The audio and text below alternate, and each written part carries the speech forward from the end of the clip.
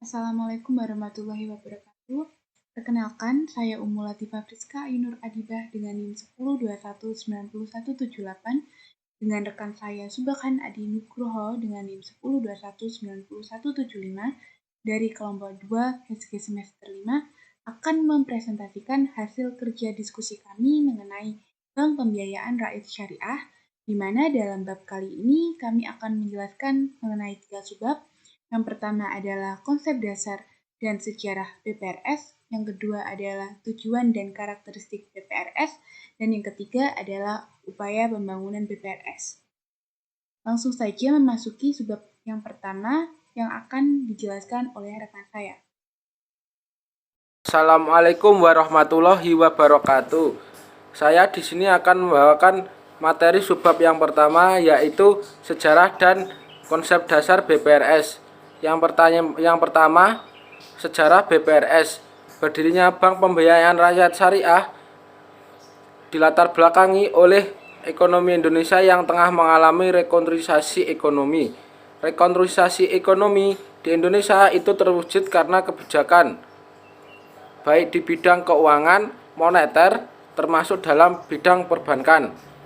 Berdirinya BPRS dilatar belakangi pula oleh adanya peluang bagi pengembangan bank Islam dalam undang-undang perbankan yang membolehkan menggunakan prinsip bagi hasil.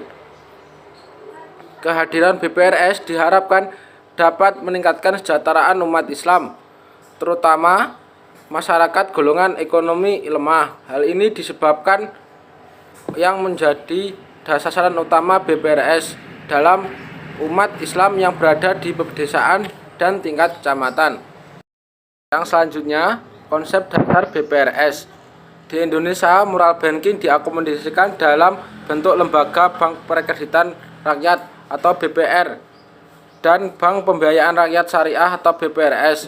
Lembaga keuangan ini dibutuhkan oleh masyarakat di daerah pedesaan atau pinggiran yang belum terjangkau oleh bank umum, baik dari penyimpanan data nasabah maupun segi pembiayaan. Status BPPR diakui pertama kali dalam paket kebijakan Oktober atau Pakto tanggal 27 Oktober 1988 sebagai bagian dari paket kebijakan keuangan moneter dari perbankan secara historis. BPR adalah penjelmaan dari banyak lembaga keuangan seperti Bank Desa, Lumbung Desa, Bank Pasar, Bank Pegawai, Lumbung Pilih Negari, Lembaga Perkreditan Desa, Bank Kredit Desa, Badan Kredit Kecamatan, Kredit Usaha Rakyat Kecil, Lembaga Perkreditan Kecamatan, Bank Karya Produksi Desa, dan lembaga lainnya yang dapat dipersamakan dengan itu. Pada UU Perbankan Nomor 10 Tahun 1998 disebutkan bahwa BPR adalah lembaga keuangan bank yang melaksanakan kegiatan usahanya secara konvensional atau berdasarkan prinsip syariah. Selanjutnya adalah tujuan BPRS. Yang pertama, meningkatkan kesejahteraan ekonomi umat Islam, terutama masyarakat golongan ekonomi Islam yang pada umumnya berada di daerah pedesaan.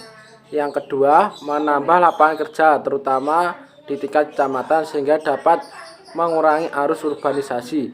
Yang ketiga, membina semangat ukhuwah Islamiyah melalui ekonomi dalam rangka meningkatkan pendapatan per kapita menuju kualitas hidup yang memadai.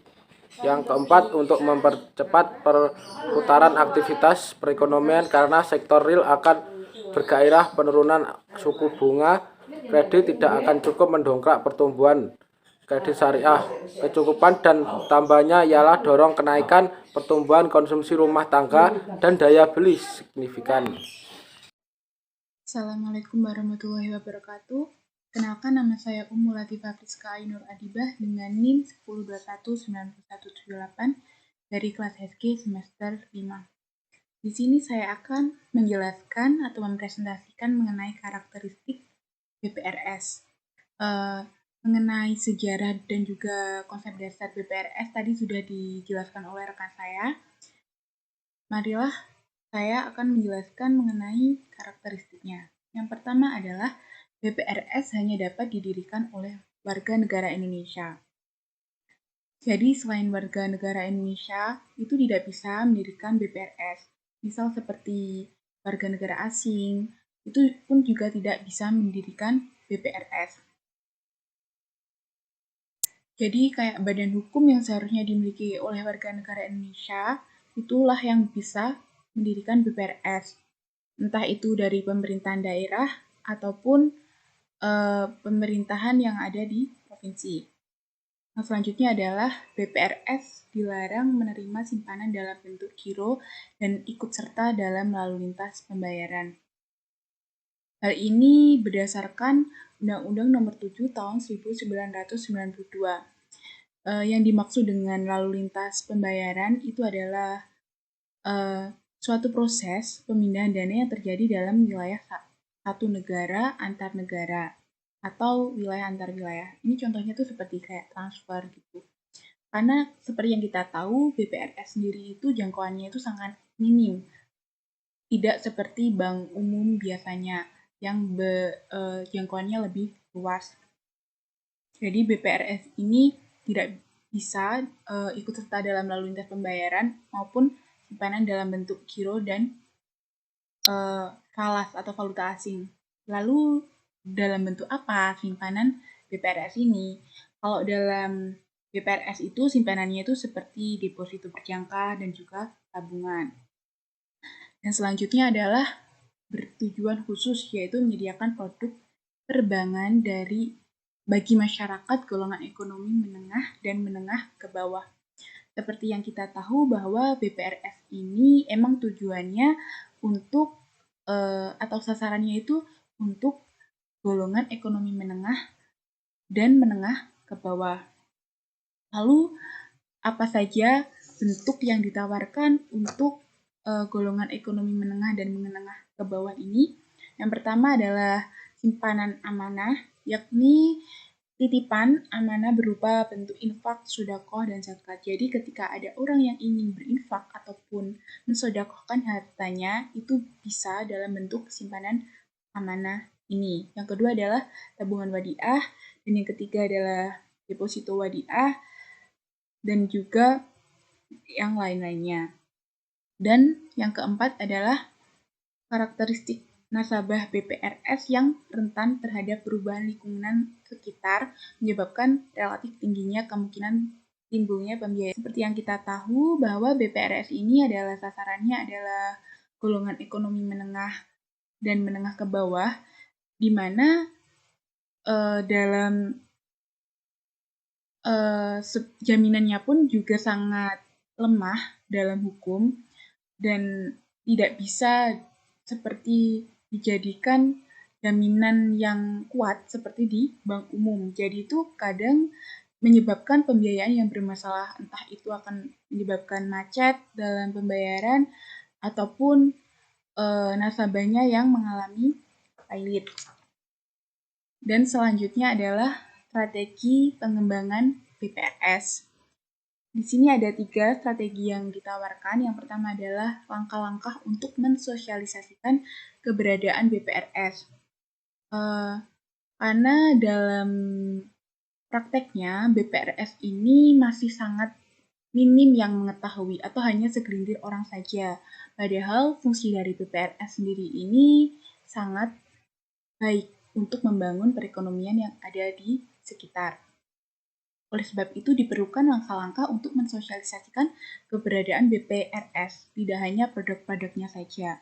Entah itu bisa melalui medsos, ataupun mensosialisasikan langsung kepada masyarakat, apalagi di era digital sekarang, di mana sangat mudah untuk memasuki masyarakat melalui misal medsos, entah itu Facebook, Instagram, ataupun mungkin TikTok, dan lain sebagainya.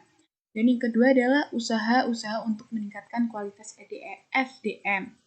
Seperti yang kita tahu bahwasanya SDM atau sumber daya manusia itu memiliki peran yang sangat penting dalam pembangunan suatu lembaga, apapun lembaganya, termasuk dalam BPRS ini. Oleh sebab itu, usaha-usaha untuk meningkatkan kualitas SDM ini sangat diperlukan.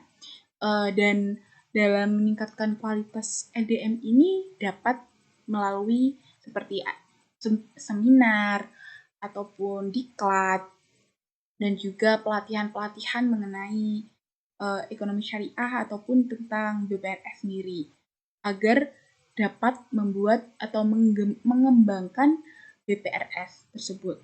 Dan yang terakhir adalah melalui pemetaan potensi dan optimalisasi ekonomi daerah akan diketahui seberapa besar kemampuan BPRS dalam mengelola sumber keuangan ekonomi yang ada. Karena dengan cara itu dapat dilihat kesinambungan kerja antara BPRS dengan Bank Syariah ataupun BMT. Sehingga ini juga akan mempengaruhi terhadap bagaimana sikap BPRS terhadap perekonomian masyarakat ataupun sekitar. Karena sasaran BPRS sendiri itu kan juga sangat kecil ya, tidak seumum atau seluas bank umum, entah itu convents ataupun syariah. Mungkin itu saja yang dapat saya sampaikan. Apabila ada kurangnya, mohon maaf. Akhirul kata, wassalamualaikum warahmatullahi wabarakatuh.